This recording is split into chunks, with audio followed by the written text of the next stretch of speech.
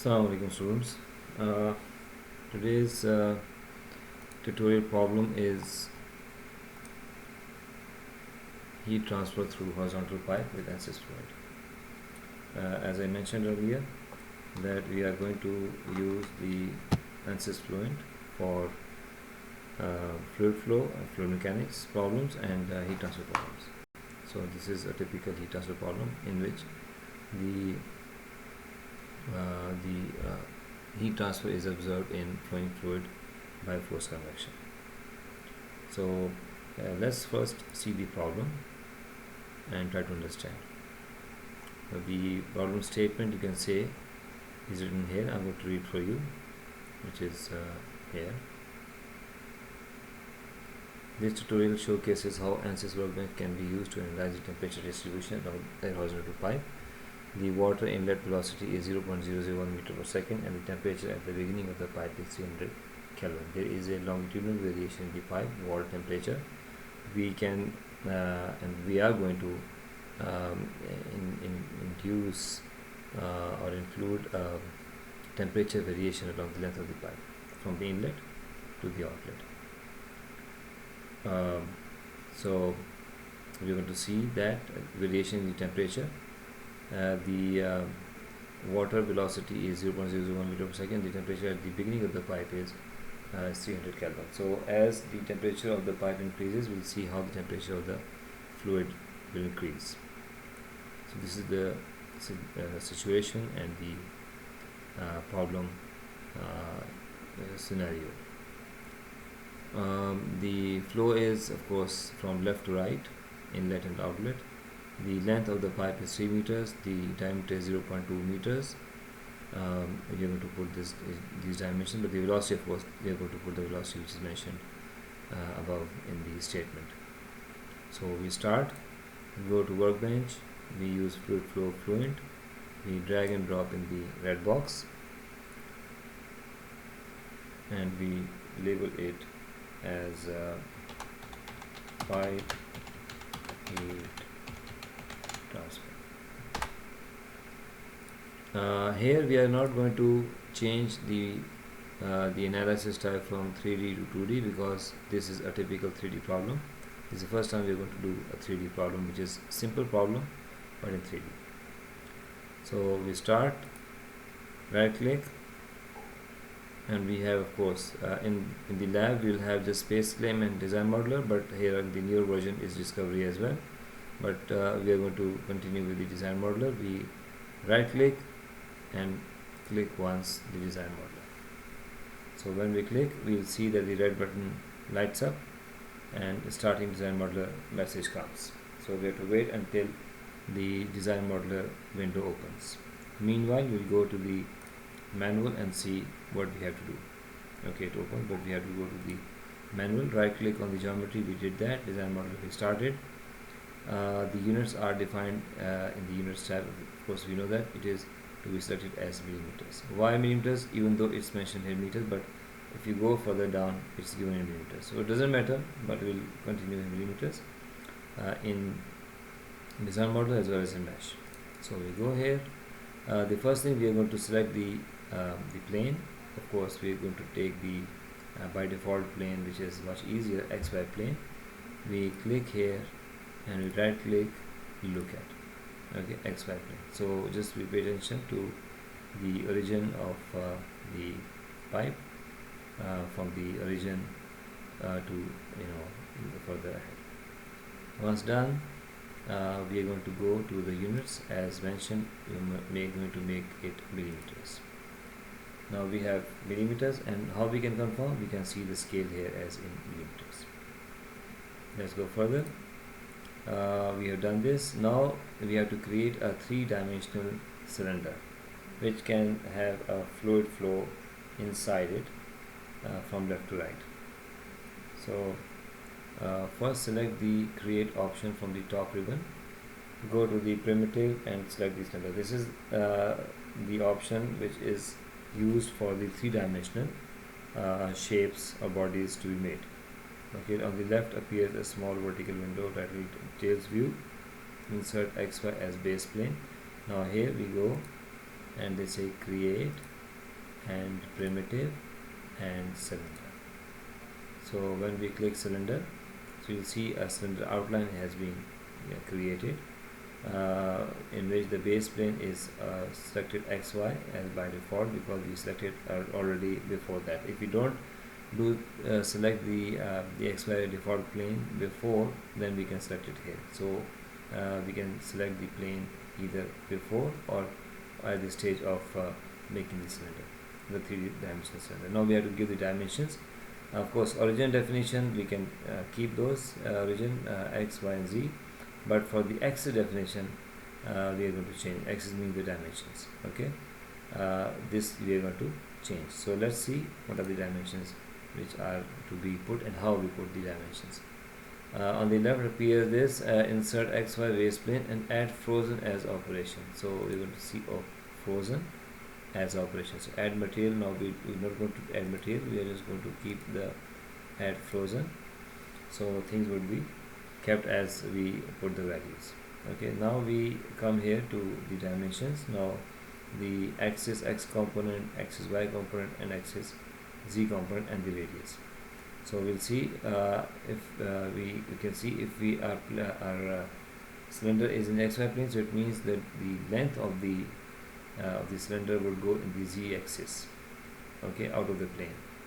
So that's why if you just go ahead and see in the Z axis component, okay, 3000, which is of course equal to 3 meters. So put 3000 in F8, which is Z component, F8 Z component 3000 millimeters, enter. Okay, and then the second thing which we have to do is the radius or the diameter. Okay, so it's 100 because it's 0.2 meters diameter would make 0.1 meter radius, which is equal to 100 millimeters.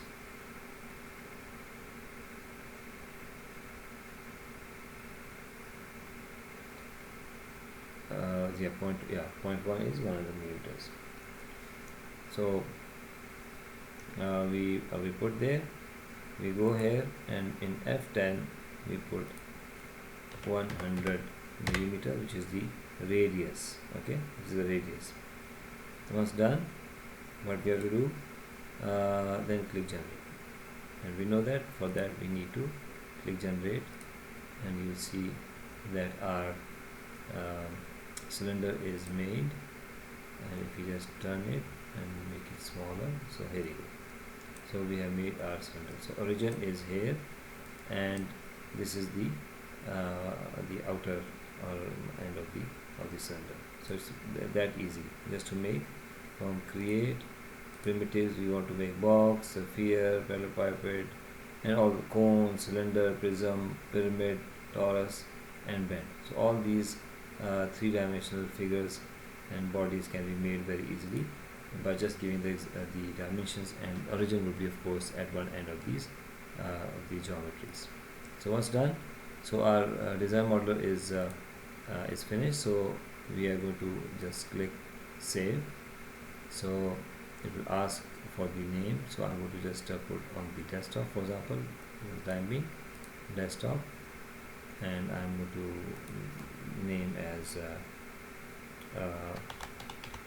pipe heat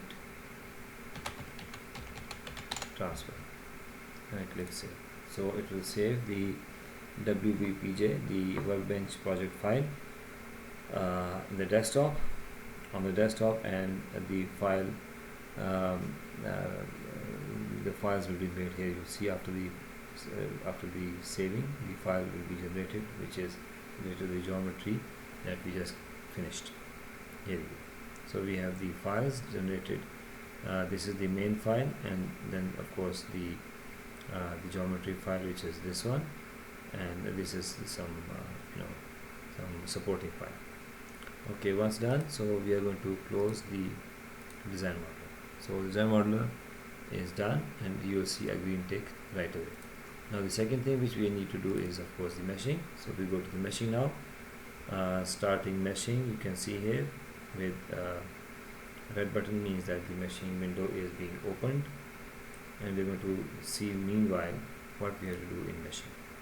So meshing, double click on the mesh, we did that, and editing the mesh of the created geometry. On the left side on the small vertical window, right click on the mesh and select generate mesh. So first of all we are going to generate mesh, which is by default. Of course it is coarse mesh, but we are going to see the mesh first and then we are going to refine, and whatever we want to do we'll do. So still we are in the process of the window being opened, so we have to wait. Okay, here you go, it's open, and we'll wait until our geometry is loaded.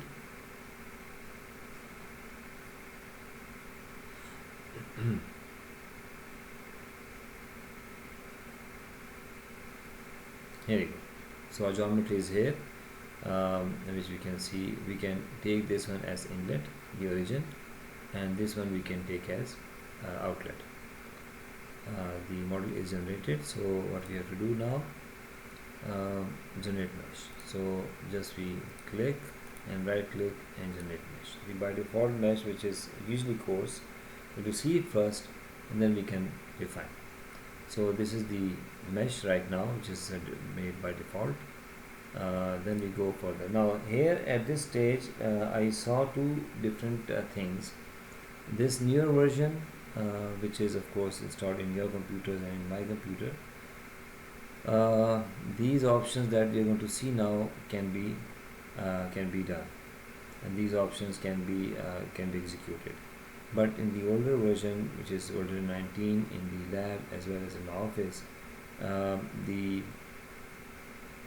these options are not there. So I'm going to show you both. If you see these options in the computer lab, then you choose those options. Otherwise I'm going to show you the other way. Okay, so first of all let me just show the other way, because then in that case we'll continue with that one and then finish the simulation. So for that we have to go here. Okay, now if you see here, the mesh is coarse. Here we cannot do right now. I think in version 19 you don't have this thing. Okay, right click on the mesh, select insert method, and then you go for sweep. Sweep will come, but after that the algorithm, the axis symmetric doesn't come. It is just program controlled. You cannot have it. You can overlay divisions also. You cannot have it. The divisions which are given along the x-axis are not given, and in the order this linear is there, but of course this will ruin the mesh. So we cannot take these options in the older version. So what I'm going to do, I'm going to just refine the mesh myself, and I will see and continue in this same way. So for that I click mesh, and I go to element size, and instead of 150 millimeters, of course I have to just make sure that I have, before I do anything, the unit is in millimeters. Why? Because the dimensions were given in millimeters, and we want to just be consistent with the geometry dimension as meter. But of course when we go to Fluent, we are going to use the units as meter, because now in that case we just have to put the velocities, but here we are going to continue with the millimeters. So element size, I would say I make it 10. Okay, and let's see what it happens. So I make it 10 and I don't change anything. I say mesh and generate mesh. So let's see how long it will take to generate the mesh. It will take some time because now it is more refined, and we'll wait.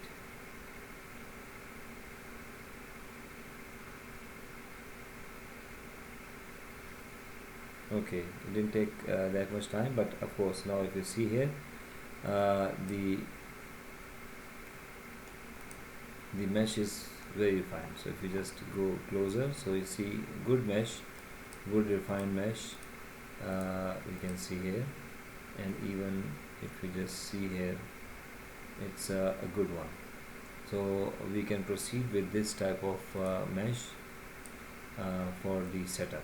Okay, for the setup.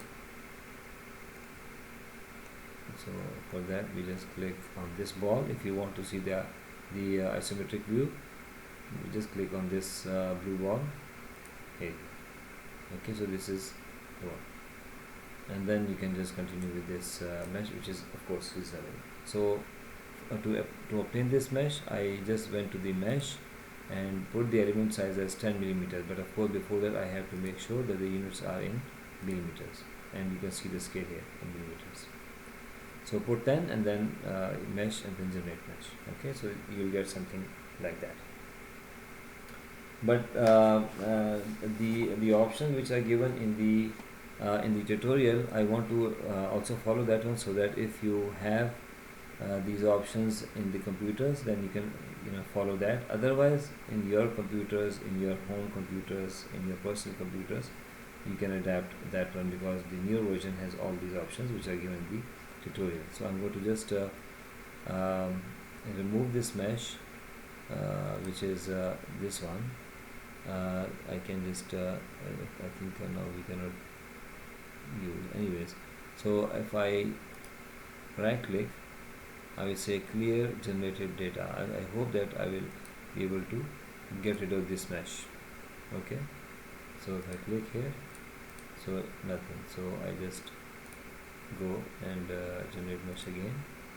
Oops, sorry, now it will again make it, but whatever the default, I have to make the default of it, and then I'm going to follow the meshing procedure that is given in the tutorial.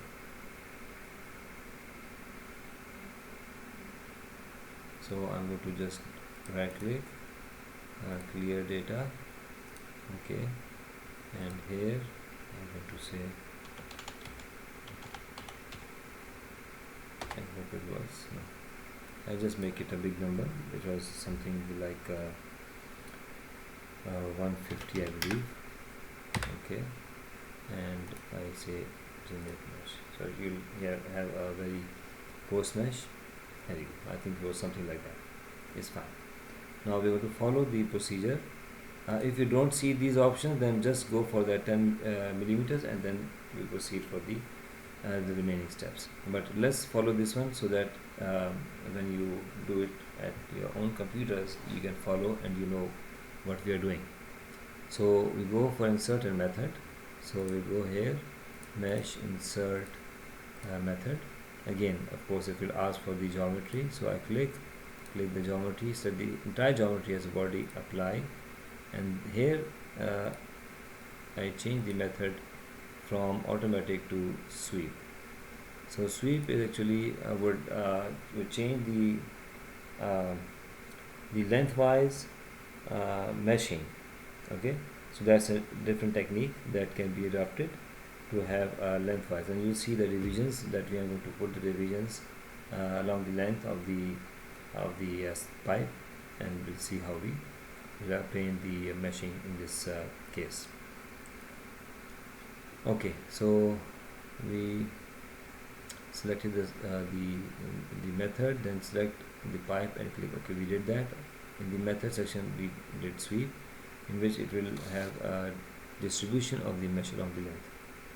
In the algorithm section, select axis symmetric, which is axis-symmetric because it's symmetric with respect to the axis. So we go to this algorithm and go to axis-symmetric, and then of course we have to select in the O grade division. This is the O grade divisions, means 10 divisions. So we put here O grade divisions as not default but 10, and enter. Okay, and the element order, select linear. The element order, which is here, select linear, then right click on the mesh and select generate mesh. So we just click here, right click, generate mesh. You'll see the change in the mesh along the length of the pipe. You see here now 1 2 3 4 5 6 7 8 9 10 11 12 13 14 15 16 17 18 19 20. Okay, so this is the sweep along the length of the pipe. So we can just select this one to just move the whole pipe, and then we just move and see how the mesh is divided, of course, even inside. You'll see inside. Okay, and then we just click this blue ball and make it smaller. Move. Okay, here you go. One more thing we have to do for meshing, which is here. You go down, you see finally select mesh, go to sizing option, and in the window the mesh, select yes for the adaptive sizing, and then you'll see the difference. You go to mesh again, in sizing, adaptive sizing right now is no, because it will not adapt, but if you see adapt, you'll see the change. It will change according to the situation and the condition of the geometry of the pipe. Now click generate mesh. So we go again and you see the difference. Generate mesh. You will see the divisions will change along the length as well as the heading. So now adaptive mesh is selected. So if we need, it will adjust accordingly according to the geometry and situation. Okay, so we have done, and after that you see here we have made it, but I think this is what I am supposed to have more.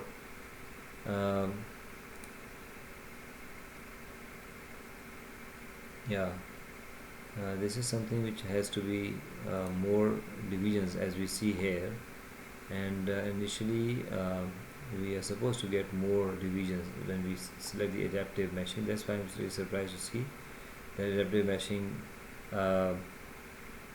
is not enabling it to increase the divisions which are supposed to be like this, more than 20, which you can see in the figure here, which is here more than 20 divisions. Anyways, we continue with this and we'll see what happens next. But anyways, it will not affect that much because the meshing seems to be reasonable, and we can go along with this type of meshing and proceed with the next steps. Okay, now we are going to do the face, the create name selection that you can do very easily. Select the face icon from the top ribbon, then select right click the create name selection. We know that we're going to do that. Then write the name of the surface in the empty line that we always do, inlet, outlet, and pipe wall.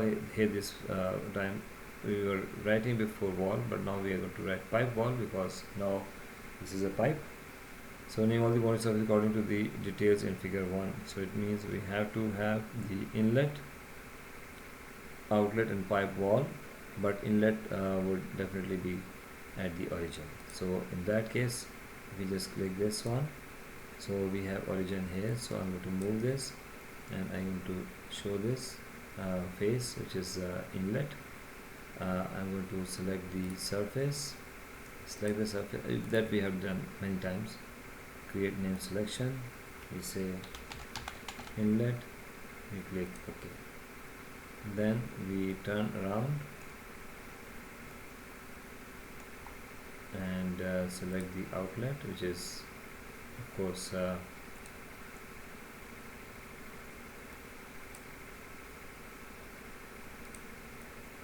other end, which is this one. So we select again the surface, select surface, right click, create name selection, say outlet, and click OK. After that we just move it like this. We select the surface again and select the surface of the pipe and say pipe wall. Create name selection, and say pipe wall, and click OK. So once done, just ensure that all three domains have been named and all the surfaces have been named. So just open name selection and see all three and click just to make sure that the surfaces are selected properly. So inlet, then outlet, and then we have this pipe wall. Okay, so we have all these selected properly. Let's go further and see what else we have. Then click generate icon. Okay, this is done. So meshing, we done this, we go further. Name selection is done. I think that's all for the meshing. The next update the mesh by right clicking the mesh and okay, and then click window to finish the meshing setup. Okay, so this is done. So we go to mesh, right click, update. When you click update, the message will come here, the mesh translation to Fluent was successful. So it means whatever update is required, it is done, it is complete. So we say just file, save project, just to make sure that we don't lose any information, and whatever we have done so far is saved. So it will take some time to save everything, and once it's saved we can just go to file,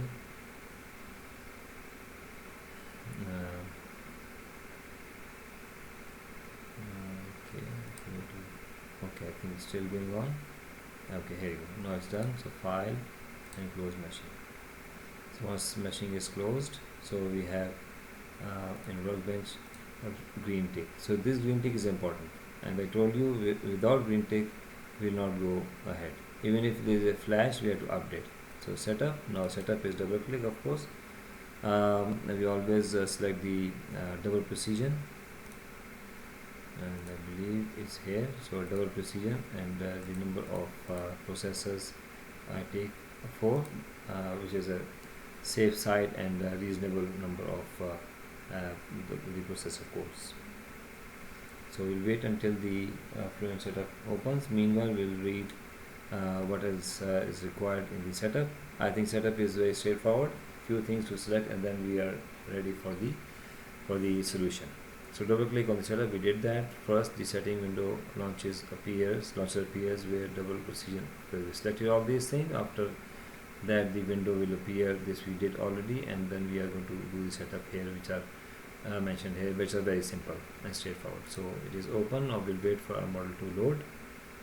The first thing which we have to do, from the setup menu, from the small vertical window on the left, titled outline view, opens the model drop down menu and double click energy. So first of all, energy. Why? Because this is heat transfer problem. We have to enable energy so that we can see the temperatures and also the energy transfer through heat flow. So we just go again. Still our model is not loaded, so we have to wait, because still it's working, it's reading. Make sure that you have the model in the window visible to you here. If it's not, then wait until it's visible. So we wait. Okay, here you go. Now here at this stage, it seems very strange that it shows like this. The side view, you can say, or the front view of the pipe is shown, but not as an isometric view. So we'll just wait a little bit more so that we can move it to other directions and see its isometric view. So, but here in the option, we have to enable the energy so that the heat transfer can be calculated. Double click on the viscous and then select laminar flow. So we are going to have laminar flow, which is much easier. And the materials, for materials we have to select the liquid water. It's mentioned the create materials and select the fluid database and find the water liquid as an incompressible fluid with constant density. After finding the material, okay, this will do it, and I think this is the one that we can do very easily. We go here, and if you see, now we can see, here you go. Now you can see, just move it. By default it will not show, but now you can see here, this is your outlet, and if you just go here, the arrows are small. If you just go closer, the arrows are pretty small. Okay, just let's make it like this, and if you see here, the arrows are very, very small. Move it more further, you can see. Okay, but the arrows are visible, and the thing is that these arrows of inlet and outlet are shown here because it's a newer version, but in version 19 we observe that these arrows are by default not visible. So don't worry about that. If these are not visible, it's okay, as long as our model is visible here. This is what we are more concerned with. So our model is here, which is in good shape. So we have now the inlet, outlet, everything is is good.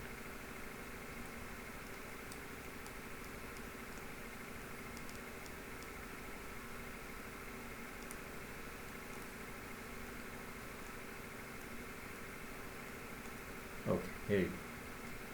So we go to the models, open the models again. As I told you, you can select the options from here as well as from this top ribbon. Okay, for this models you have to just go to physics, and it's much easier in models energy. Just click here, and the energy equations will be incorporated into the entire equation system. Then viscous, double click viscous to make sure that the laminar is selected. It's not, it's by default K omega 2 equation with SSTs, shear stress transport. So we are going to just select laminar to make it much simpler. Okay, the rest will be not. So we have a laminar flow. Here he didn't mention about the gravity, so we just ignore this for the time being, just to follow the procedure given by the tutorial. Okay, so energy is enabled on laminar and the material. Now material is of course fluid, so we go to fluid and air, and we say edit. When we edit, and we give us the window, go to Fluent database, and of course we are going to select the water liquid, which is very close to the bottom of the list. Water liquid, we select once. So please, when you click once, you have to click copy. When you click copy, you'll see that inside fluid, okay, we have to close this one first and close this one first. You'll see in fluid, then the water liquid will be there. So you have to click copy, don't forget to click copy. Okay, so water liquid is now there, but again it is just a material you just introduced but not implemented in the model. So for that you have to just go, okay, for solid you just make sure the aluminium is there, so the pipe is made of aluminium. By default the material is selected. Go to cell zone, and in fluid here double click in solid, fluid ID number 2, and you have to change the material from air to water. Here you go. You can say liquid domain, because now it's not solid domain, which is liquid domain, and here instead of air you have to select the water liquid. Now water liquid is implemented in the model. Okay, so this has to be done, remember that. 3D fans, no, nothing, frame motion, no, nothing, just we have to select the material and apply. When you apply, it will apply the new material, which is water instead of air, and then you can close it. Okay, until here we are done, in which we have selected the material and implemented the material as well. So let's go further to see the solve menu. For the small vertical window, the left material is aluminium automatically, which is the material in this case. So it is already by default aluminium as material for the pipe. If other material is inserted, okay, we know that, and we have seen that this is aluminium, so we don't have to worry about.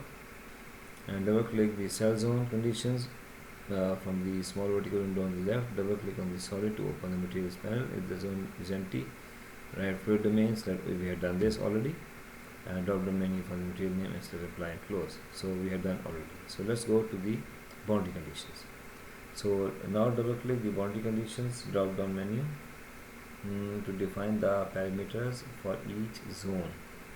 Okay, for each zone, double click the inlet first of all. See, the same velocity that was mentioned at the top as is in the statement is 0.001 meter per second. So we have to just go to the boundary conditions.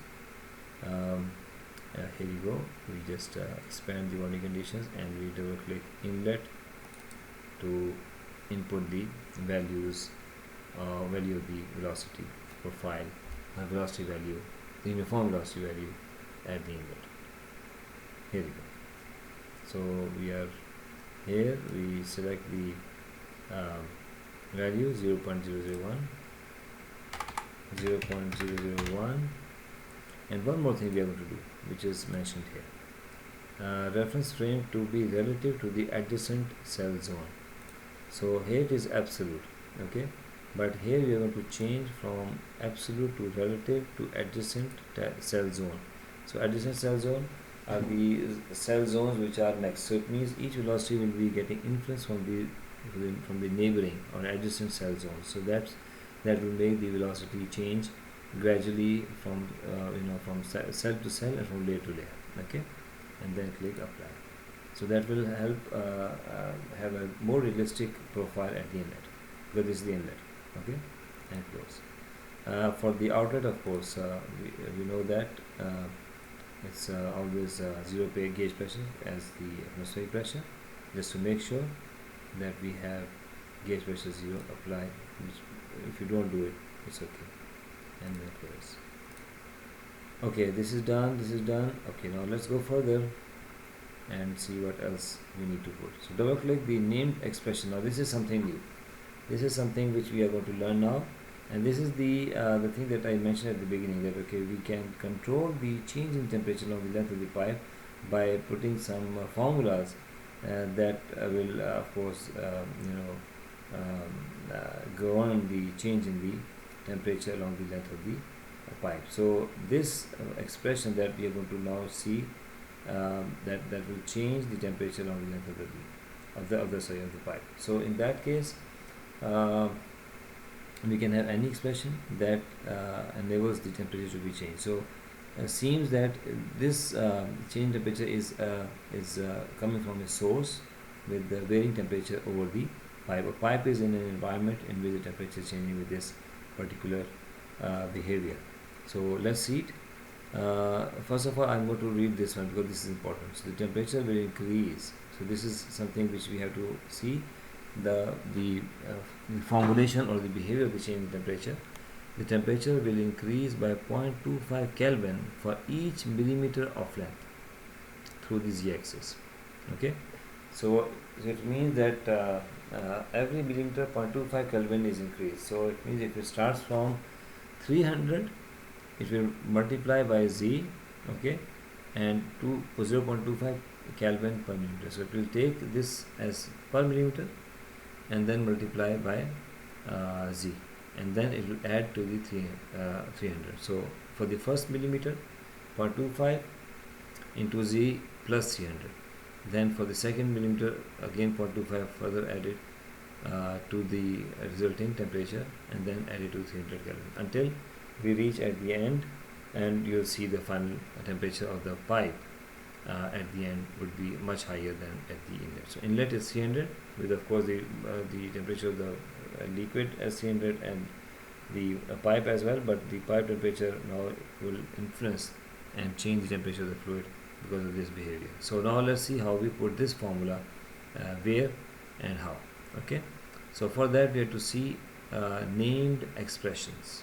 Named expression, there is an option of named expression. We are going to see that, and we have to put the formula over there. So we go back here and we just go down, and you'll see the option under the setup. Still we are going under the setup. See the setup or the setup. So setup is all setup. We go down, and named expression you see here is f of x. So it means we can now put the formula here. So we double click this one, named expressions, you will see this one. But again, here this is not the place to put input the equation, but you have to click new. When you click new, here you go. Here give some name. I would say x. I also have to remember this. So I would just say temp exp, okay, temperature expression, and then here the expression should be put here. Please enter the expression. So I click here, okay, and then I start inputting or typing the expression here. So we go here again and see what is the expression. Is 300. Okay, now here it's very important to put the units in square brackets. Okay, so these units will define that okay, this 0.25 is not only the temperature, but it is the temperature per millimeter of the length. Okay, multiply by z. So this is it's very important. Okay, so these units are put as inside the square brackets. So here you go. So it's 300k. So it's a 300 in square brackets, put capital K. Okay, please pay attention. Put capital K, then go out, and then the next expression is plus 0.25. So plus 0.25. Don't worry if this becomes red, because it will it feels that the program feels that maybe the expression is complete and it is not correct. So that's why the red box is showing. So it means it will not proceed until we fix the problem. So since we are still writing, so you don't have to worry. 0.25, then again square brackets and put Kelvin per millimeter. Okay, still it is not complete. Okay, so because this has to multiply by something.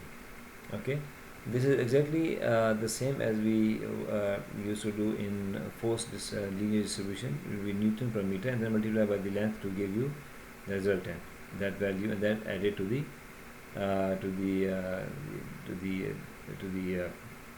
force, to total force. So here also the same thing. So 0.25 Kelvin per millimeter. Okay, multiply by z will give you the resultant of this value, and then to be added at 300k. Okay, the inlet, and then we'll just uniformly distribute the temperature along the length. So still it's not complete because it is red, because it is expecting something to be multiplied, which is equal to multiply by z. So multiply by z. As soon as I write z, see, everything is good now, because now the program understood that now the formula and expression is correct and is complete. So once done, this is what we have to do. Then we just click OK. Here you go. So temp exp, okay, temp x expression, temp expression. So remember this temp expression. This is the expression in which the formula is fed, which is actually representing the uniform change in the temperature of the length of the pipe. So once done, so we close it. So here you go. So pipe wall, select the thermal tab for the, okay, now this is the second thing which we are going to now implement this expression in the boundary conditions. So the unit of E should be inserted in brackets. We have seen that, square brackets, so select OK and close. Class, we have done it. Now go to the boundary conditions menu again, double click the pipe wall. You go to boundary conditions again and double click the pipe wall. So inside wall, if you just open, you'll see pipe wall. Okay, here you go. So you double click and you will have the menu for the pipe wall. Now the pipe wall temperature, which is of course varying externally, not by the liquid, but it is affecting the temperature of the liquid which is flowing inside the pipe. So here we go to thermal, then he set temperature, and temperature, instead of the temperature which is a fixed value, we are going to go and click expression and put the, it was what, temp exp. Here you go, I selected. So as soon as I put the temp exp, now it will understand that, okay, now the temperature variation is following this equation. Okay, I click apply and close, and let's see if something else needs to be done. So double click the pipe wall, select the thermal, we did that, temperature, thermal, go to the temperature drop down menu, select expression, we did that, empty line, the name of the expression previously defined, select apply and close. We did that. Okay, it's done, it's mentioned there. Once it's done, by the way, you can also directly write the expression here as well, because the option is given here, but it's good to have the expression defined earlier and then just putting the name of the expression here, which is much more systematic and better. Now go to the solutions drop down menu for the small vertical window on the left and double click on methods. Okay, go to here. Now we have to select the different methods. Now if you remember, I mentioned that the fluid and the heat transfer follows the finite volume method. Okay, finite volume, and inside finite volume method, the big main method, there are many subroutines and many schemes. Okay, so those schemes need to be selected based on the situation and the problem. So we go to methods, which is here in under solution. Double click, you will see the methods, different methods and different schemes used inside the the finite volume method. Okay, so the first thing which you have to do is for the pressure correction, which is called simple C. So the new window that appears, select simple C scheme for the new window that appears, select the simple C scheme. So scheme simple C. So scheme should be not coupled but simple C. Now this is a technique or an algorithm which actually corrects the pressure along the length of the pipe. Okay, for the fluid. So this is a very effective scheme, very powerful. So that's why simple C is selected. The second thing which we have to select is for the spatial discretization in the gradient field, select green gauze cell based. So gradient field. So we go to gradient field, green gauze cell based. This one. Okay. Now I'm not also aware of this spatial discretization, but it is related to discretization that will be used for the solution. Okay. The rest everything is fine. Once we do this one, we don't have to click OK or close, because as soon as you select, it will be implemented. So you can see here there is nothing. OK or apply. So as soon as you put, it will be applied. Once done, we are going to go to the next window, go to the monitors. Now monitors is the errors, the percentage errors. Okay, the percentage errors. I think here they are not the percentage errors, but they are the errors itself, the difference between the corresponding iteration values of the same parameters. Okay, so here we can define many things, that which parameter to be used or monitored and considered for the stopping criteria, what is the stopping criteria, and whether to use any of these or one of these or none of these to be selected as the stopping criteria for the iterations to complete. Okay, so we are going to go to this one, and we are going to put the values of the residuals, means the percentage difference, not the percentage, sorry, the difference, not the percentage difference, the difference for the x velocity, y velocity, z velocity in continuity, and then there is 120 for energy. Okay, so when you go here, you go down, and in monitors, residuals, this will give you the difference. Here you go. So absolute criteria, which is the difference. Now right now the difference is very crude. So see, check convergence and monitor. So monitor means it will show you the values, the residuals, and of course check convergence. If I uncheck this one, so it will not check this for convergence. Okay, for the stopping criteria, to just select the ones that you selected. For example, I didn't select any of these, just the energy. Just check even though they become lower or upper, it will not take care, but it will just look for this value to be satisfied for to stop the iteration. Okay, but usually we select all, so that all these parameters would contribute in the stopping criteria, and it becomes more and more accurate. But the value, it has to be 1 e raised to minus 6.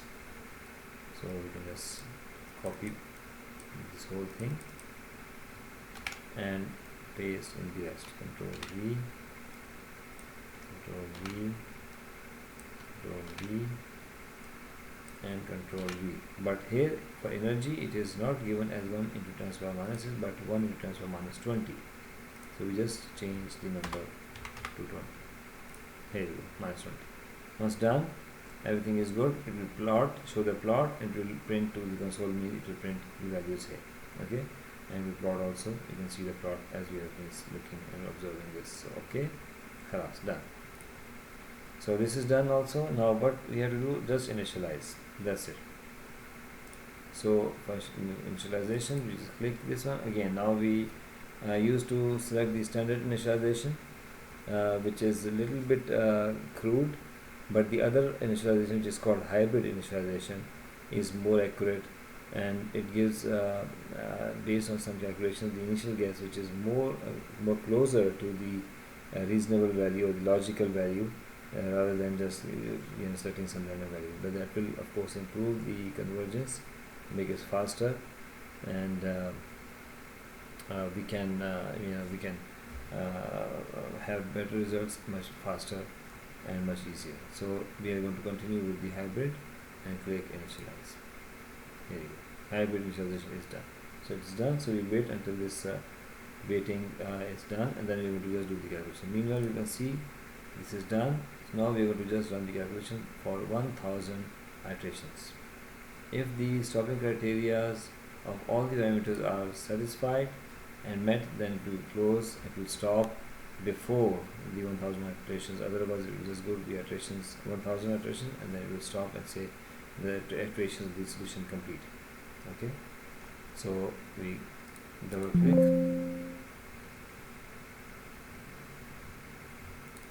again. Here you go. So we put number of iteration as 1000 and click calculate. Now we'll wait until the calculation starts.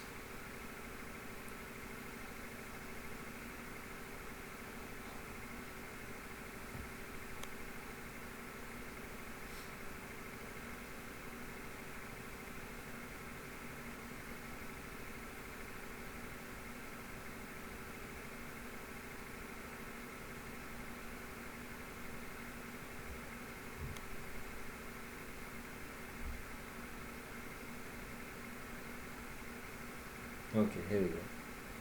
It's about to start, and you will see the plot over here, plot of residuals. Okay, these are the errors, not percentage, but the difference between the same values in the corresponding or adjacent iterations. And you keep on continue checking, first calculating the difference and then checking against the stopping criteria and criteria of these parameters that we select those as the monitor for the stopping criteria. Here, x velocity, y velocity, z velocity, energy, and so on, and the time also to be consumed by the computer for these iterations. So see, the all these are going down, and the legend says that continuity, x velocity, which I don't see it, y velocity, z velocity, and energy is the orange one.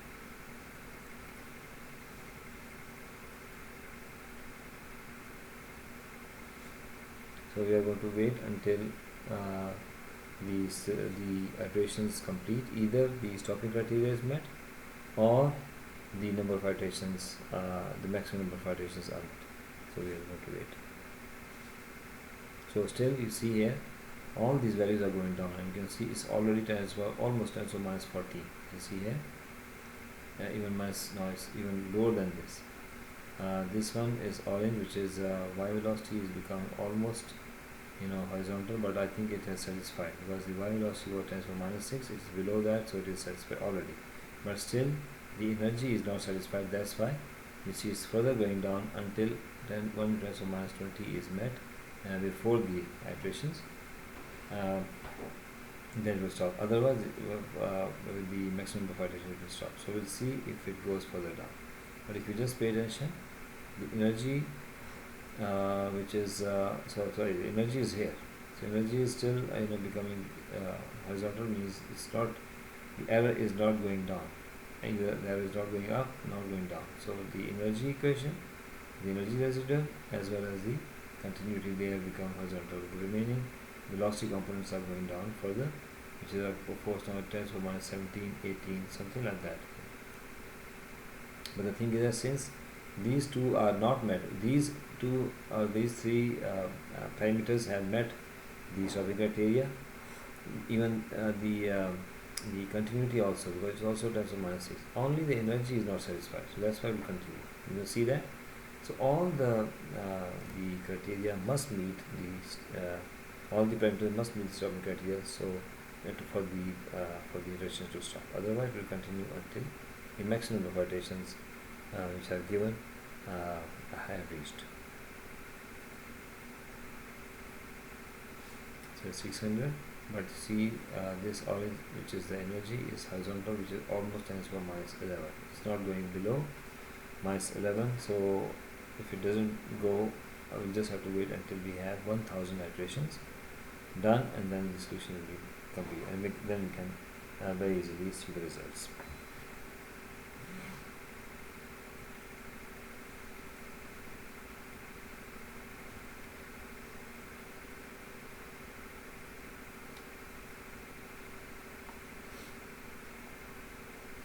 So you can see the status bar, 76% is done.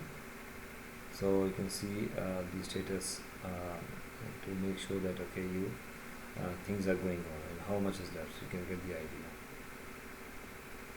And also here also is mentioning how many iterations are left. See, this much iterations remaining.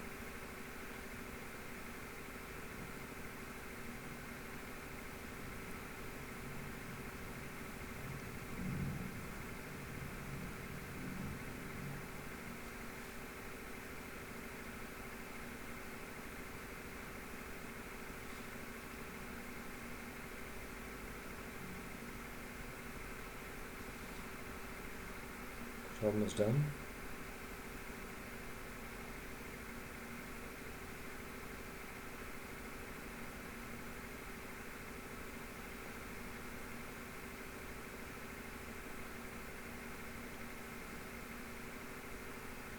Just we'll wait until the message comes.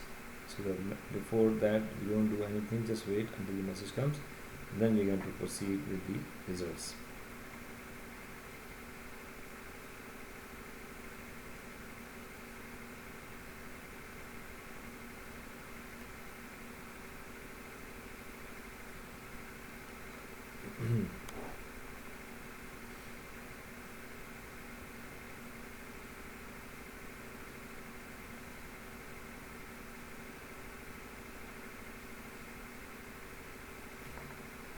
Again, this waiting time is based on the computer strength. The computer is new and strong computer, powerful computer, then in that case you'll see this very fast. Fortunately, the lab computers are very fast and new, so you will not be able to or will not have to wait until we get this. So it will take lesser time than this. Okay, calculation complete, we click OK, and it's also mentioned here calculation complete. So we are done with the solution, but now you have to see the results. Okay, post process, close the window. So after the calculation is complete, click OK and close the window. So we are done with it, but again just to make sure that we have saved everything what we have done so far, so we don't lose any information, any action that we did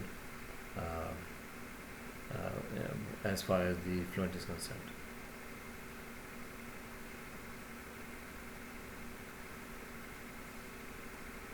So we are going to wait until this waiting icon will disappear and the arrow would come.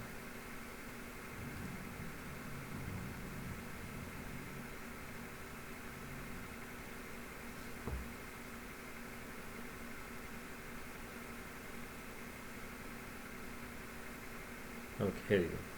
It's complete now.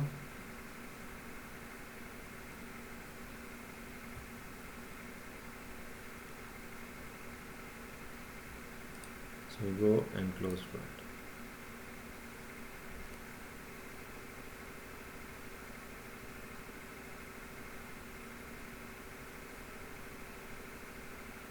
Here you go. So if you just go here, you'll see setup is complete. Now solution has to be updated. It will take again some time so that the solution is updated. So you can see the progress here. It will take some time, maybe 5 minutes, 6 minutes. See, updating solution, this is important. Until we get a green tick, we cannot go to results, so we have to update it. So anything which is left being done, so it will do those updates, and then we are going to continue with the results. This time we are going to see this results window and do all the results, plots or or contours, whatever, in results, not inside the solution.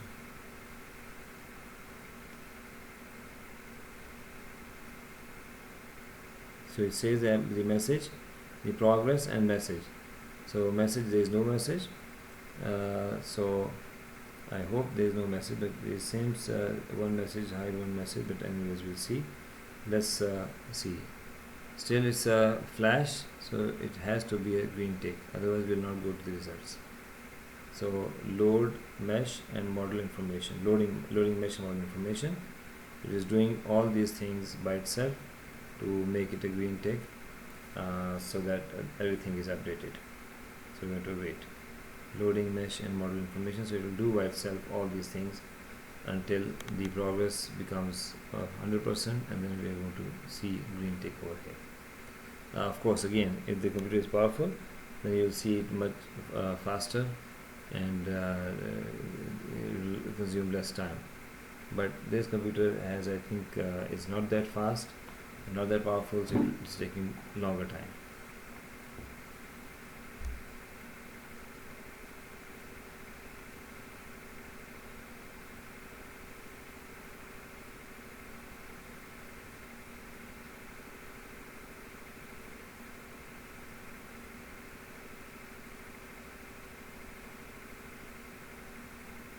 So here you go. Now it's changed to solving, busy, solving.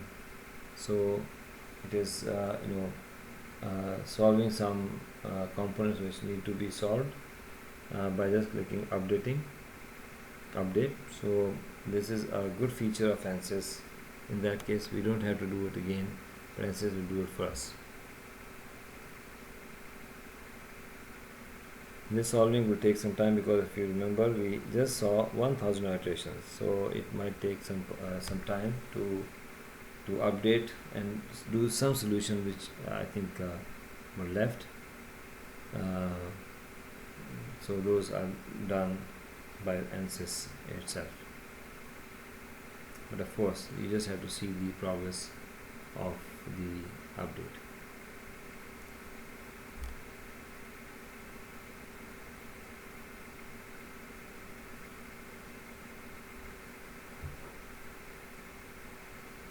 Meanwhile, we can go to the tutorial and see the post-processing. Now, I mentioned that this is the first time I will going to go for the post-processing window, which says as result, and this is the main window meant to see all the results of our simulation. It has animation. We're going to see the animation as well today.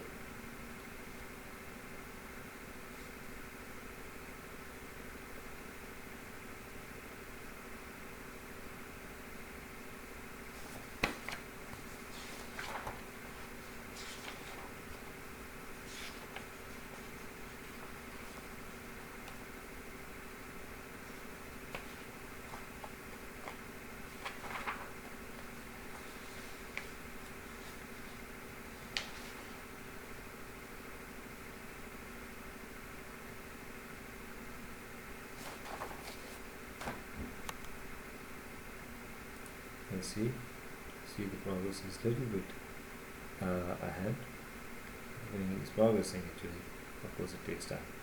But meanwhile, we'll see the post-processing. Double click on the results menu to open the post-processing window. Select the insert contour icon from the top ribbon. The default name of the new contour is contour 1, of course, that we can rename for temperature, pressure, velocity, whatever.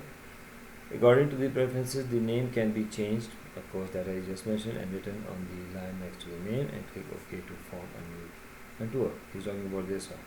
If you want to click this one, I'm going to show you.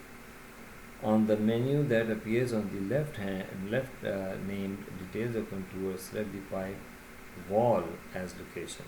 So we want to see the temperature distribution for the wall, and you'll see the difference in temperature along the wall length, because we put the expression of changing the temperature from one end of the pipe to the other.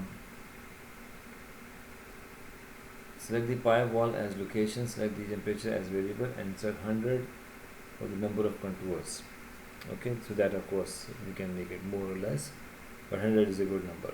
Then select apply for the temperature distribution contour on the pipe, not in the liquid, to appear on the right. We'll wait. Okay, still it's taking some time solving because it also took some time, and again it's not that powerful, so we have to just wait. See, it's updating the solution component in pipe heat transfer. And then select apply for the temperature distribution to on the pipe one appears to be right. And this is what we'll see. This is something similar we'll see here. And this is the temperature of the pipe. This is the inlet, which is at 300. If you remember, we said that 300, and then after every millimeter the temperature is going to increase, and gradually increases until we get a high temperature of almost 1000 Kelvin. So this is the temperature of the pipe changing, and this is of course affecting the temperature of the liquid, which is water inside the pipe. Oh, here you go, done. So you see, green tick means now everything is good, ready. So we will not proceed until we get the green tick. So before we proceed, we have to just save everything so we don't lose anything. Now we just have to see the results and we are done.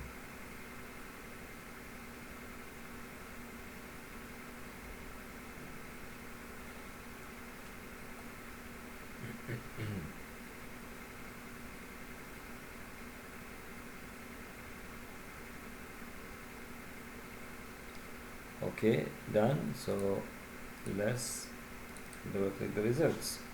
Now again, as I double clicked, as soon as the results window opens, I'm supposed to see the model loaded in the window.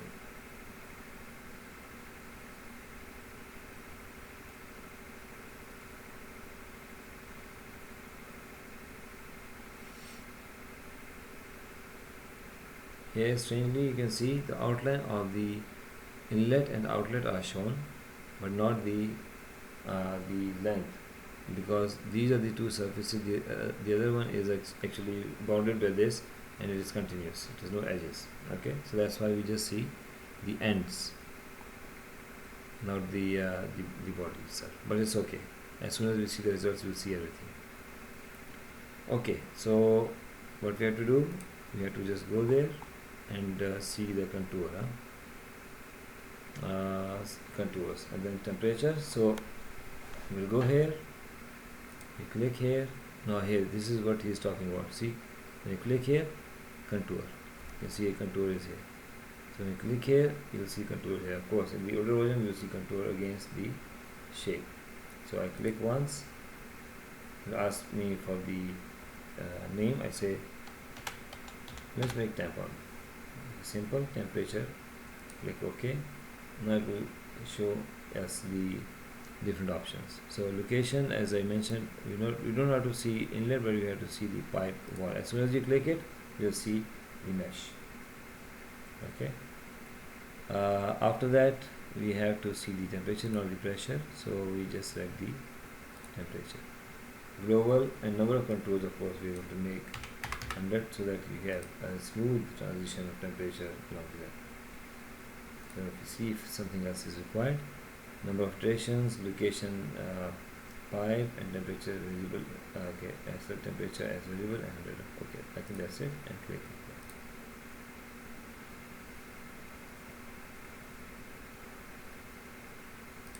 Here you go. Here you go. From the inlet to the outlet. If you compare this with the results, exactly the same results that we see here. Here you go. This one and this one. Here you go. Exactly the same. Okay. So we have seen the temperature of the pipe itself from outside, of course, from 300 to almost 1000 Kelvin, which is somewhere here. Okay, 9.9 means 9909, almost 1000 Kelvin. Okay, in Kelvin is mentioned there. So we have seen that. Now let's go further and see what else we can see in the results.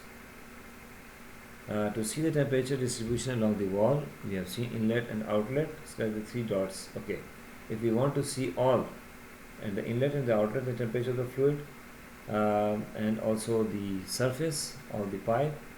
Right now we just are looking at the surface of the pipe, but not the inlet and outlet. You see here, if you just turn this, you see it's hollow because you are just have selected the pipe surface only, not the inlet and not the outlet temperature of water liquid.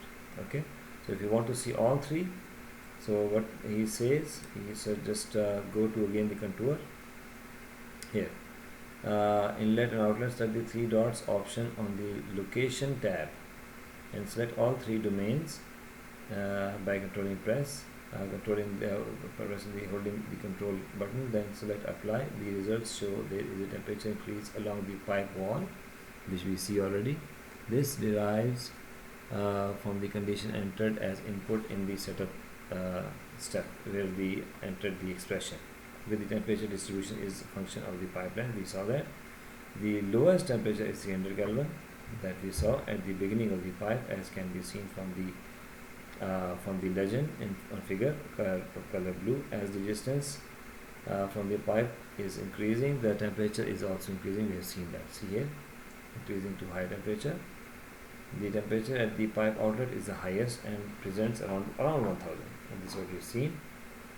In figure 16 below, it can be seen how this temperature increase affects the temperature of the medium, the liquid inside the pipe. This is what you are going to see now. Here you go. So we go to location, not the pipe wall alone, but these three buttons or three dots. Now we click inlet, press control key and keep it pressed, outlet, pipe, all three selected, click OK and click plug. You'll see the change. See here the change. Now it is showing me the temperature at the outlet and the temperature at the inlet. It is same because it was given as 300 Kelvin, so it is same, but here it is depending on the temperature distribution of the pipe and how the temperature of the liquid at the outlet is affected by the temperature of the pipe. Here you go. Okay, we have seen that. Let's go further, and we have seen that similar. Okay, now figure 16 shows the temperature distribution in the cross section of the pipe outlet. It can be observed that the temperature at the pipe wall is the highest. We have seen that, which is right, as the distance from the wall to the center of the pipe is increasing, the temperature of the water is increasing. You see that blue is lower. If you just go there, this blue, let us make it bigger. Now this blue is the lowest, which is 300, and then as you go away from the center of the pipe towards the surface, you will see the temperature increase in the fluid as well.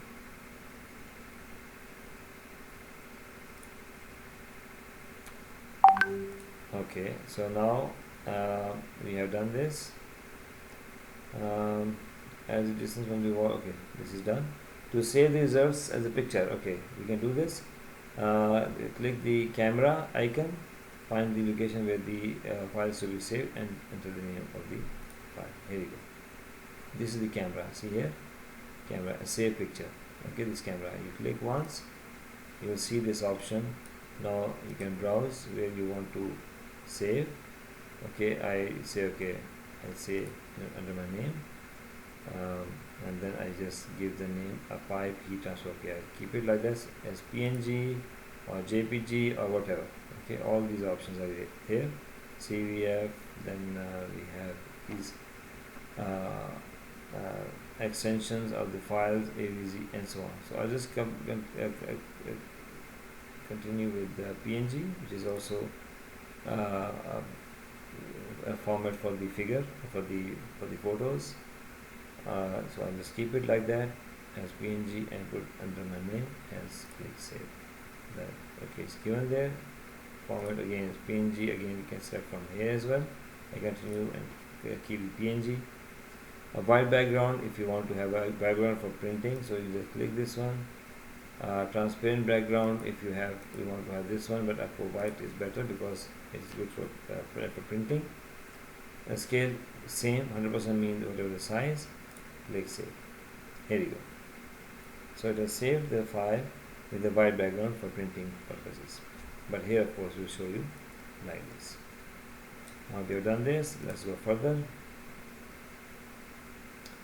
Okay, now unselect control 1 from the user location and plots in the upper menu of the left to proceed with the observation of the temperature variation along z-axis. Select the location sign on the top ribbon and click line.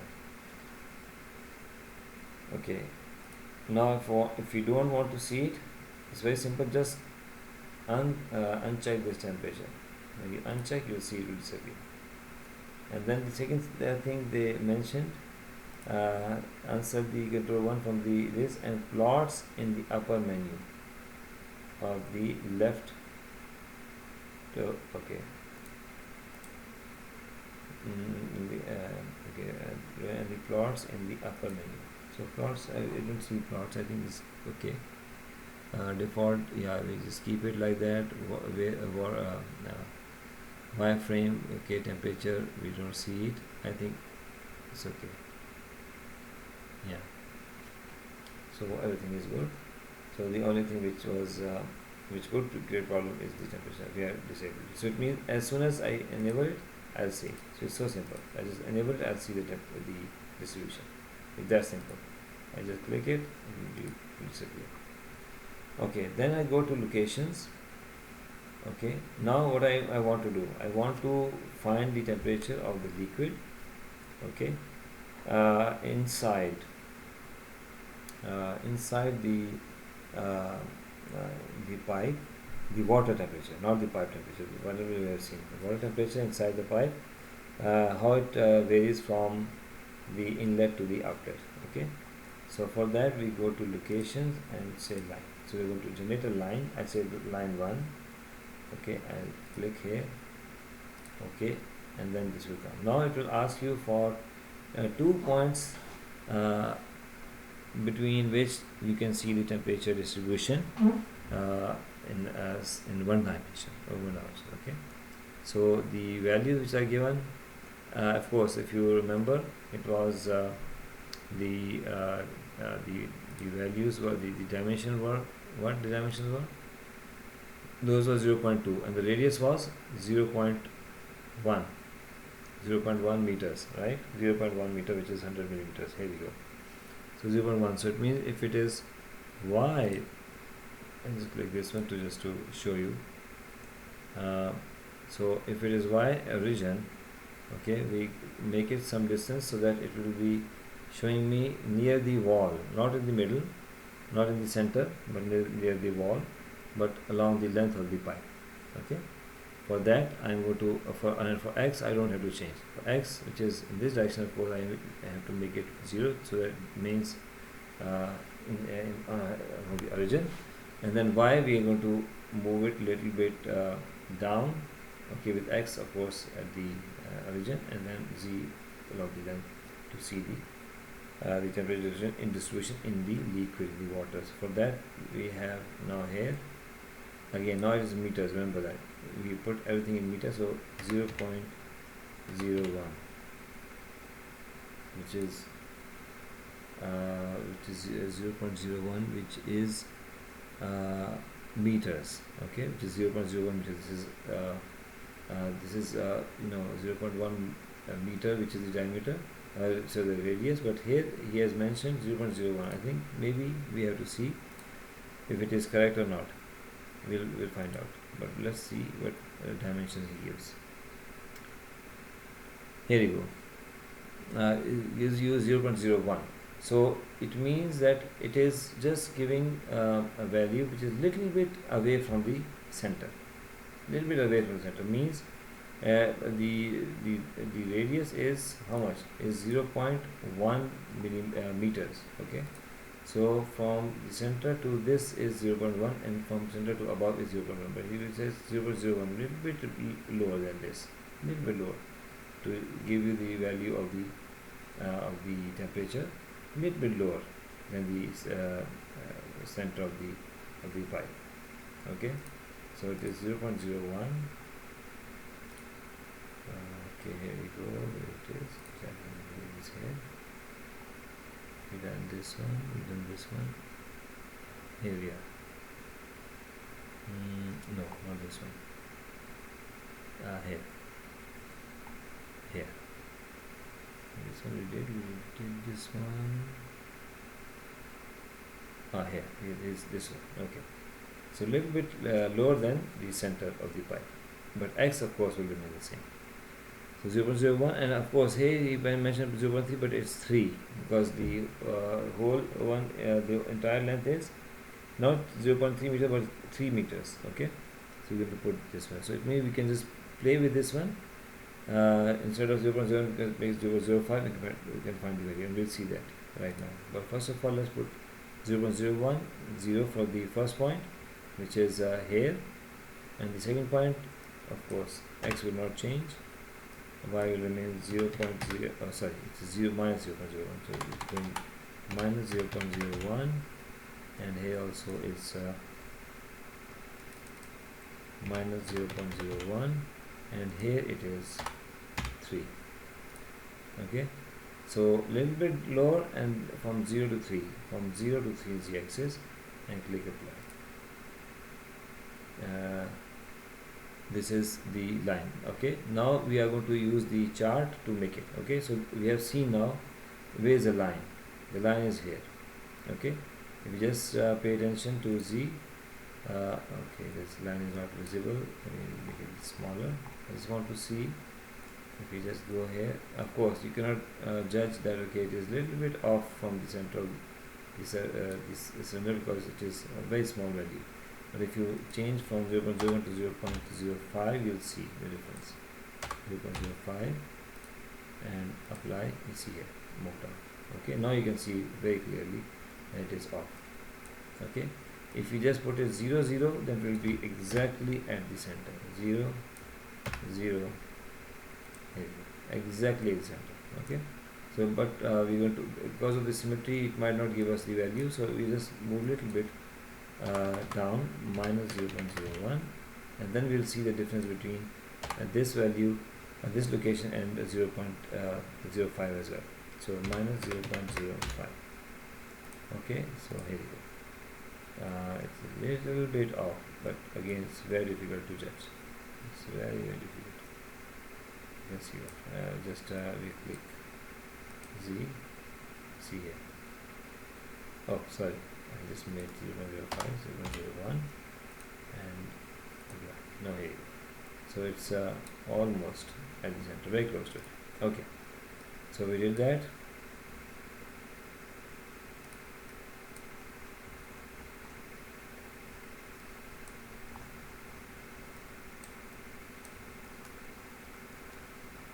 Okay, the second thing which we have to do, now we have made the line, but we have to make the plot of it. Okay, so we have to make the plot of it. For that we have to go here, select the chart icon from the top ribbon. The default name of the new chart is chart 1.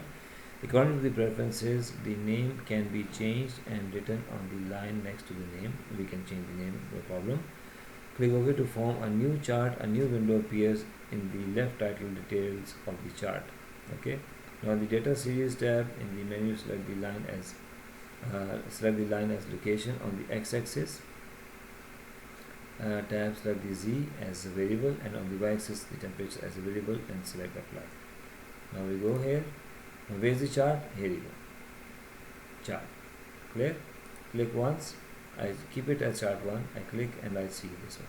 Now it will give me the chart. But I have to first select the line that I just generated. So for that, data series, and data series will be location, and location I just click and I see line 1. This is the one that I made, line 1. When I click line 1, see here, series line 1 is there. But what I want to see on the x-axis, I want to see the length. So for the length, I just open it and then go to Z. Z is the length along the Z is along the length of the pipe, and along y-axis I want to see the temperature of the pressure. I want to see the temperature. Okay, and click apply. You will see the plot will be made here. Here. So the plot is going from 0 to 3 meters, which is going in this way. So at 0 it was 300, and then it continued increasing until it reach 30 something. Okay, so that's the temperature which is close to the center, not big difference. But if you just compare with the line at 0.05, you'll see a difference. So at the nearly at the center, it started from 300 at zero, at the inlet, and increased non-linearly until 301, which is not a big difference, which is very close to the center. Okay, so in 3 meters, the temperature of the liquid at the center doesn't change that much, and didn't change that much. But if you want to see the difference close to the wall, you'll see. So for that, we'll go again to the location. You say line 2, so that we don't disturb. 0, I make it minus 0.05, closer to the wall. Minus 0.05. Of course, I'll make it 0 for the x, and z, of course, from 0 to 3. Okay. When we apply, okay, line 2 now. It's line 2 is close to the wall. Now you see, now here is 301 Kelvin, which is the change from 300 to 301 in 3 meters, very close to the center of the cylinder and the liquid. Okay, what's done? So again we go to the charts and we say chart 2. Okay, in chart 2 again we go to data. Which data we want? We want data of line 2. Okay, but x-axis I want the z, which is the length, and y-axis I need to see the temperature. Okay, and when I apply, you will see the difference. Here you go, 300 and something, 345. Okay, if you go further to the near to the wall, you will see the difference. Just one more example, then we will go to the next line. So line 3, I say 0.1 is the radius, which is at the surface. So I will say minus 0.08. Okay, not 9, which will be very close. So 0.08, and this one also 0, and this one is minus 0.08, and for the whole length, which is 3. Okay, now you see it is 345, something like that. Okay, at the outlet. Okay, now let's see what happens at 0.08 meters. 0.8 from the center of the pipe. So chart 3, again data we say as line 3, and x-axis I want z-axis, the length of the pipe, and there as temperature, you will see 700. Okay, so this will increase from inlet to outlet. So you go to 0.09, you will see some more temperature increase in the liquid. So that's how you generate the line first, where you want to see the change in the temperature of liquid or solid, whatever, and then you can see it. Let's go further. We did this at the chart. Okay, we did that. Khalas, we did this. We saw it. Okay, now what is this? X, and okay, this is what we have done already. The chart regarding, and I don't know, this chart seems to me not correct, because if you see, it goes up and then down. I think this is the chart of the pipe, and we can verify that. I'm going to put another line, which is 0 again, exactly minus 0.1. Okay, and minus 0.1. I think this is the surface temperature that he is showing us. We just verify. We'll see 3. Okay, so this minus and 3. Okay, then we apply, and then we go to chart. Go to chart. See chart 4. I say data I need for the line 4 now this time, and x-axis, of course, I want the z, the length of the pipe, now x-axis, and now y-axis I want to see the temperature.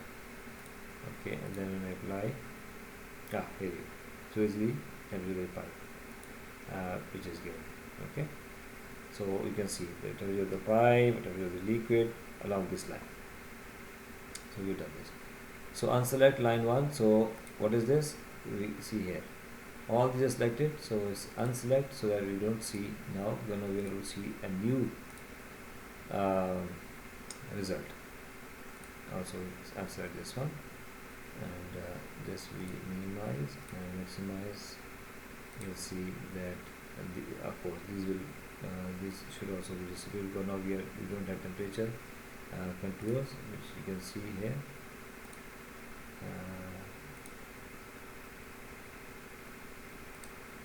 Okay.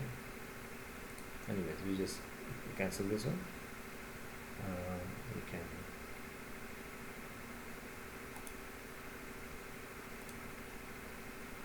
okay. So we are done.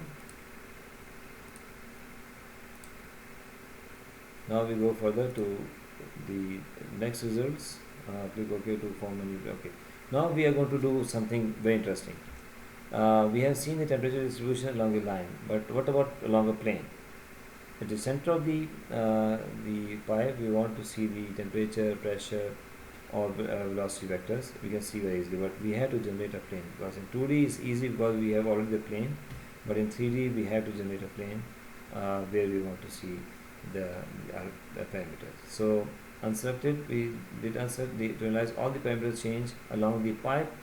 We need to create a new plane, not line this time. Okay, go to the look again from the same, set a plane now this time. The default name of the new plane is plane 1. According to the preference, the name can be changed. Of course, we go for a new plane. So we go here and we go to location. Now this time we are going to click plane and we say let's keep it plane 1. Okay. Now we want to see on which plane we want to make on which axial plane we want to make this the pipe plane. Okay, along xy. Of course, now xy will not work because xy is the opening of, or the inlet of the pipe. So it means it cannot be xy. It has to be yz. Okay. So this is what he mentioned here. So in the geometry, set yz as the plane, the method, and click apply. So yz, so not xy but yz, and then what he says, we're going to insert the contour icon on the top ribbon to form a new contour. Okay, so I think that's it. Just we put yz and x00 plane. Okay. Okay, so we have to see it. I don't know why it's not visible, but anyways, we'll see that. Okay, title page. Yeah, this is okay. Oh, okay. Here you go. That's why it's not showing, because we have all enabled charts. So we have to just disable the charts. Okay, and I believe now we are able to see. Still not visible. Plane 1 is visible now. Wireframe. All this is closed. I don't know why it's not showing, because plane 1 is enabled now, and title page, file report, measure, okay, that's fine, and all charts are disabled. Anyways, we'll see. We have to go to again contour. Okay, say contour 2. Okay. Okay. Now here what we do. Contour icon from a new window appears. This the table contour in the geometry tab. Set the plane 1 in the geometry tab, the locations. Now this time we have to go and select plane 1 now, not the pi 1 but plane 1. Okay, plane 1. And what else we need to see? Temperature in the variable option, and plane 1 location, temperature, and then 100. So I select the variable as temperature and contours as 100. I hope this time we are able to see it. Okay. Oops, what happened?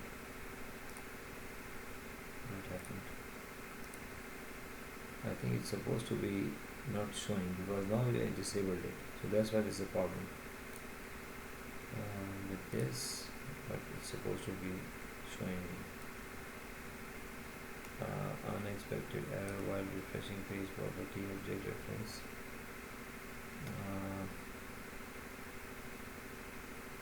Every instance of an object. Yeah, this is supposed to be there. Okay, let's try to see why it's not being shown, because now we are having control 2 temp we have disabled.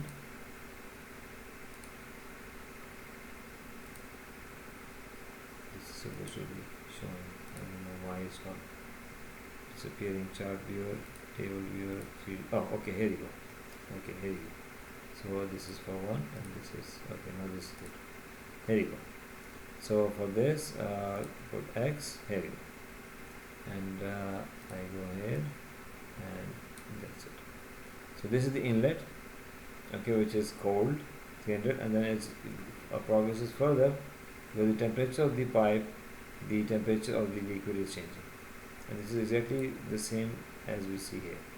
Here you go. Okay, on the plane, which is at the middle, like exactly the middle. Now this is one thing. Now number 2 thing which we can see is the okay, first sign of the temperature increases and manifests close to the inlet of the pipe, not at the beginning. As the distance increases, the temperature increases, but again it can be seen that the higher temperature is at the pipe wall, and we have seen that the higher temperature of course at the pipe wall, and see the temperature is again same 1000, and it is affecting of course the liquid, but not completely. High temperature and it decreases as we go, and we have seen that. Now let's go further to see again the cross. When we go to the vector, okay, before the vector we are just going to see the pressures and so on. So just we change here, we see the pressure, we apply, we see the pressure, okay. Of course because of the flow the pressure high here and low here, which is understandable, and the velocity as well. You see the velocity also because of the what do you say, the profile, velocity profile. Of course will be uniform velocity here, but as it progresses we'll have the development of the velocity profile, and then the velocity profile will be developed. And I think it's mentioned there that we can see all these ourselves. Again can be seen with high temperature. Okay, it goes for this one. Change the variable of the pressure and velocity. We've seen that. So now unselect control 2 and plane 1. Now let's go here, and control 2 is select, is gone. Now we're going to see the vector, velocity vector. The following of the new vector is vector, and then you can see the velocity, which is, and it shows this description that we can read, and I'm going to explain you this description so that you understand, because still you don't have much background of this. So we go back here, we go to vectors, it's vector. So see vector, click once, I say vector 1. Location, of course, now location is your plane 1. Sampling vertex, that's fine. A variable is velocity, and I think should be okay. When you apply, here you go. We'll just make a little bit, see it's developed velocity profile. You can see the parabolic velocity profile very easily. Okay, from inlet, which is uniform, see it develops until it becomes developed and continues. After that it's steady, and it will not change, the profile will not change, and there will be no change in the velocity where along x-axis, but along y-axis of course it is changing. Okay, this is what he mentioned here. Name the vector, a new window appears, location plane 1, the variable velocity vector, and resolution from figure. It can be seen that the velocity of the water flowing inside the pipe is changing, change of colors. The defined velocity in the setup was this, which is the uniform velocity, the average velocity. However, the temperature changes lead to changes in the viscosity and density of the water, affecting its velocity. Of course, it's affecting its velocity by increasing the temperature along the pipe. The temperature of the water inside the pipe increases. Its viscosity decreases, leading to high velocity of water due to the low velocity of the flow model is the velocity flow model is lambda. At the entrance of the pipe, the velocity profile is still not formed, but later when the velocity achieves a value of 0.002, red color, the profile is totally formed, obtaining a parabolic shape, which is the normal parabolic velocity profile. So you see here from almost 0.002 meter per second. At the beginning it was 0.001 meter per second, which is at the beginning, and then it keeps on developing. And if you see with the temperature, the velocity of the edges close to the surface also changes, and of course the velocity profile develops. I think the last thing is animation. So let's see the animation and we are done.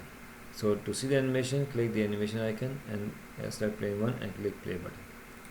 So this is the animation. If you just go here, see animation, click once, you will see a window. Let's bring in the front and select plane 1. I want to see the animation of plane 1 and I click movie.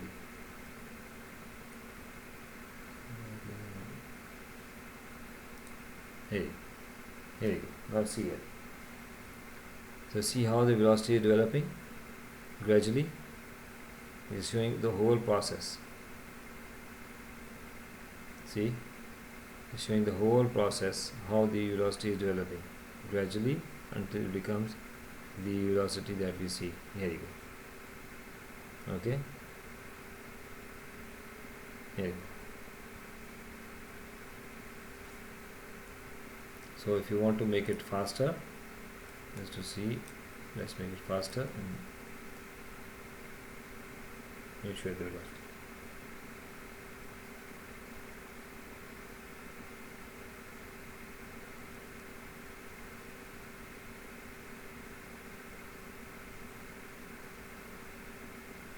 These these widths or the diameter changing is not because the diameter changing, just because it's representing the velocity, how the velocity develops. At the beginning the velocity is low, and as the time passes the velocity becomes and develops into the regular velocity profile. Okay, I think that's it. It's done. The tutorial helps to setting up a heat transfer problem for a horizontal pipe. So we have learned many things in this one. First thing we did for the first time, the three-dimensional pipe, in which we did the simulation. We did a little bit different type of meshing, which is a sweep meshing, and also adaptive meshing was there.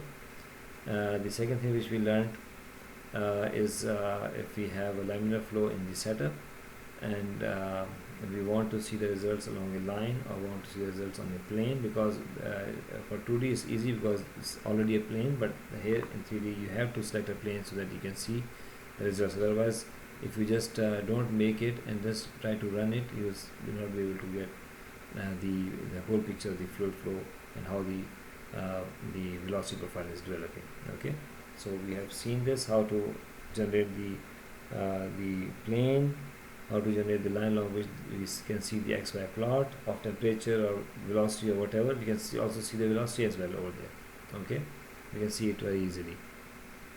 The second thing which we learned is the stopping criteria.